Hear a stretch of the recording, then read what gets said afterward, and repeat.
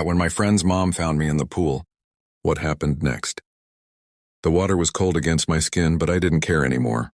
I let myself sink deeper into the deep end of the Henderson's pool, my clothes heavy and clinging to my body like the weight I'd been carrying for months. The chlorine burned my eyes, but I kept them open, watching the distorted lights from the pool deck dance above me.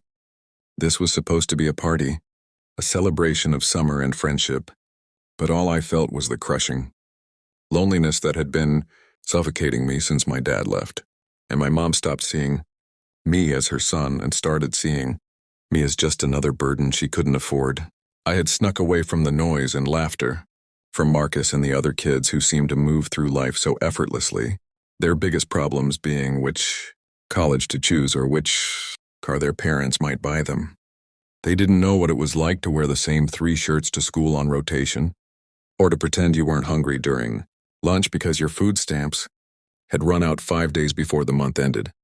They didn't know what it was like to be 16 and feel like you were already drowning in a life you never asked for. So I had slipped out to the pool while everyone else was inside playing video games, and I had walked straight into the water with all my clothes on, wanting to feel something different, wanting the physical cold to match the cold I felt inside. That's when Mrs. Henderson found me. I heard her voice cutting through the water, sharp with alarm, calling my name. I surfaced reluctantly, gasping for air, my hair plastered to my forehead. She was standing at the edge of the pool in her bathrobe, her face pale with concern, and for a moment, I thought she was going to yell at me for being in the pool fully clothed, for making a scene at her son's party, but she didn't. She just extended her hand and said my name again, softer this time, and something in her voice made my throat tighten. I swam to the edge and she helped pull me out, and I stood there dripping on the concrete, shivering despite the warm summer night, unable to meet her eyes because I knew if I did, I would fall apart completely. She didn't ask me what I was doing or why I was fully clothed in her pool. She just wrapped a towel around my shoulders and led me into the pool house, a small guest cottage at the back of their property that I'd always thought looked like something from a magazine. She sat me down on a plush couch and disappeared for a moment, returning with dry clothes that must have belonged to Marcus and a cup of hot tea that burned my hands in the best way possible. Then she sat across from me and waited. The silence stretched between us, and I could hear the muffled sounds of laughter from the main house, a reminder of the world I felt so disconnected from. I wanted to lie, to make up some story about falling in accidentally or playing a prank, but when I finally looked up at her, the kindness in her eyes shattered every defense I'd carefully built. The words came tumbling out in a broken, disjointed stream. I told her about my dad leaving 2 years ago and never looking back, about my mom working 2 jobs and still falling behind on rent, about the eviction notice we'd gotten last week. I told her about wearing the same shoes with holes in them because new ones weren't in the budget, about lying to Marcus, about why I could never hang out on weekends because I was actually working at a grocery store to help pay bills.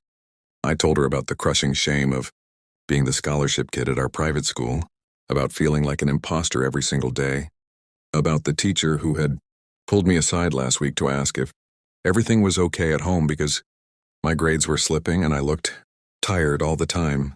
I told her things I'd never told anyone, secrets I'd been carrying alone because I thought admitting them out loud would make me weak, would confirm that I was exactly the failure I feared I was becoming. Mrs. Henderson listened to everything without interrupting, her eyes never leaving my face, and when I finally ran out of words, she reached across and took my hand. She told me about her own childhood, about growing up in a trailer park with a single mother who worked 3 jobs, about wearing secondhand clothes and qualifying for free lunch and feeling like she would never escape the poverty that seemed to define her family.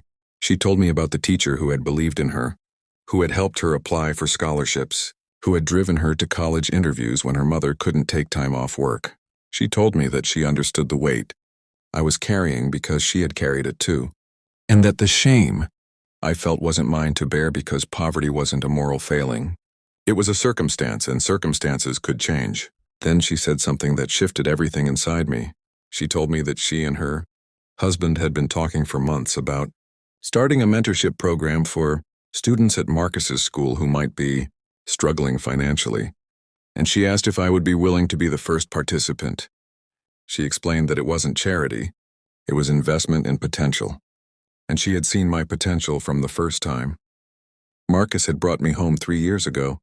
She said they wanted to help with things like school supplies, clothes and tutoring if I needed it, and that her husband, who owned a construction company, had summer internship positions that paid well and could help me build work experience. She said that Marcus had no idea about any of this, that it would be private and dignified, and that the only thing she asked in return was that I promise to keep trying, to keep showing up, to keep believing that my circumstances didn't define my future. I broke down completely then, tears streaming down my face as years of held-back emotion finally found release. I had been so afraid of being seen, so terrified that if people knew the truth about my life they would judge me or pity me, and here was this woman who saw all of it and was offering not pity, but partnership. She held me while I cried. This woman who was my friend's mother but was showing me more maternal care than I'd felt in years, and I realized that I had been wrong about so many things. I had been wrong to think I had to carry everything alone. I had been wrong to believe that asking for help was weakness. I had been wrong to think that people with money couldn't understand struggle or wouldn't care about someone like me. Over the following weeks and months, everything began to change. Mrs. Henderson connected me with the mentorship program she and her husband had established, and suddenly I had resources I'd never imagined.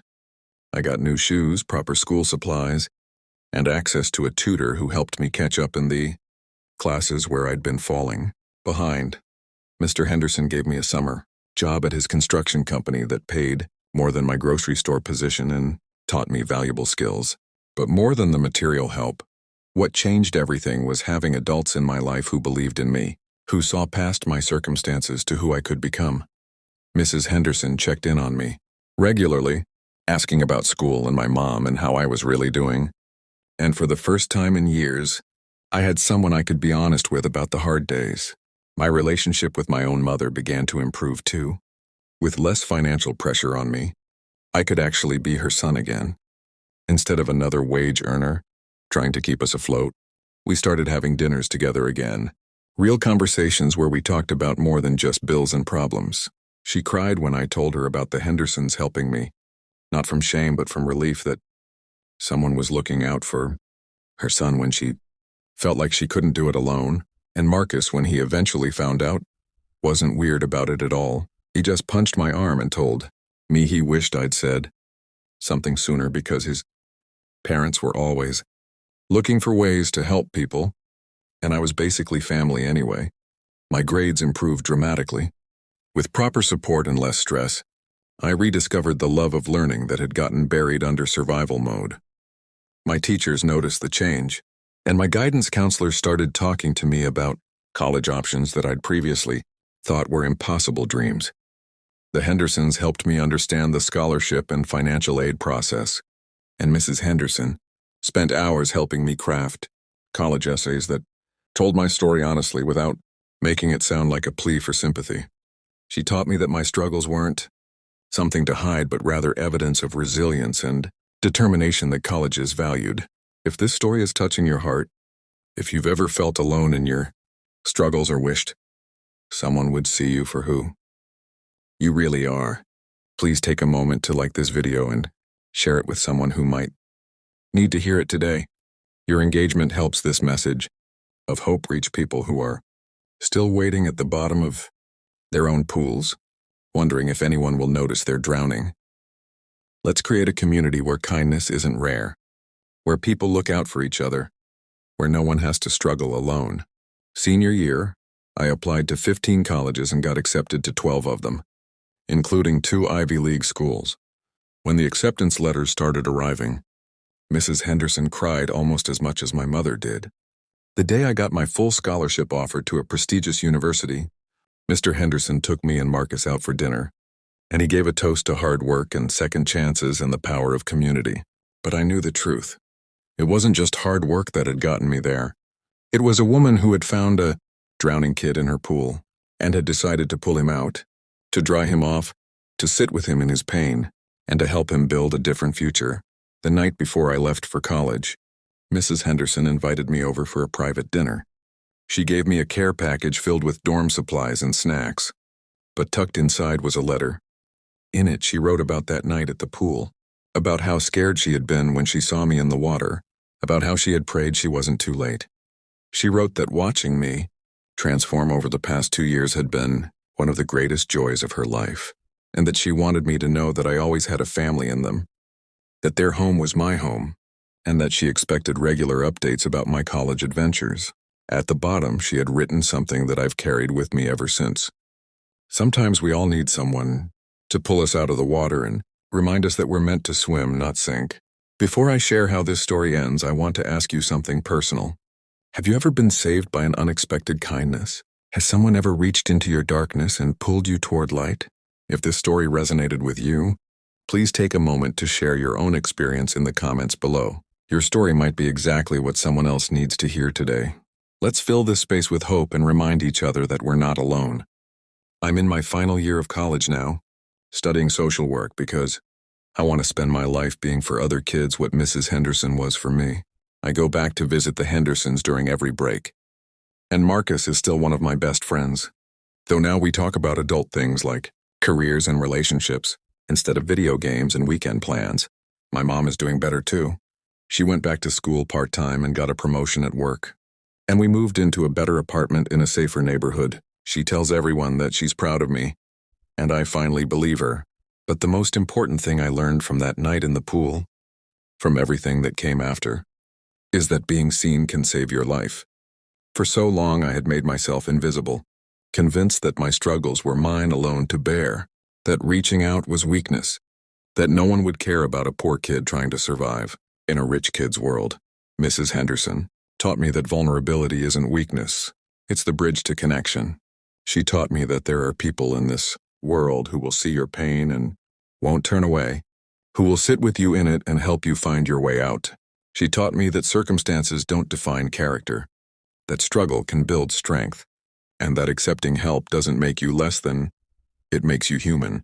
I still think about that night sometimes, about the cold water and the crushing weight of hopelessness, about how close I came to giving up entirely. But I also think about the hand reaching down to pull me out, about the kindness that asked for nothing in return except that I keep trying, keep believing, keep swimming. And now, as I prepare to graduate and begin my career helping other struggling kids, I carry forward the most important lesson of all, that we save each other, that no one makes it alone, and that sometimes the most profound act of love is simply noticing when someone is drowning and deciding to pull them out of the water